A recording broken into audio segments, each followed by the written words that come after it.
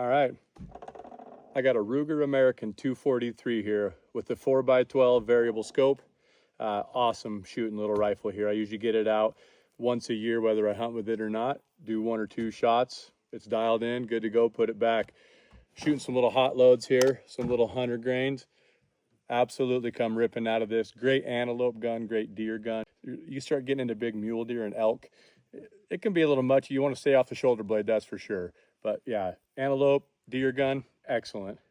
So yeah, let's give her a shot and see how it goes.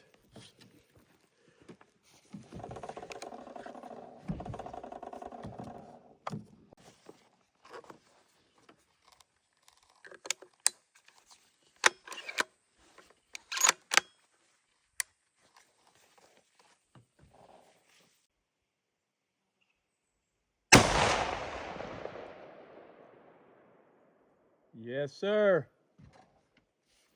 This is why I get this gun out once a year and shoot 1 or 2 times, because it's just absolutely amazingly accurate. I'm in the bullseye. 243 here, Ruger American. Absolute badass weapons. Great guns, great rifles.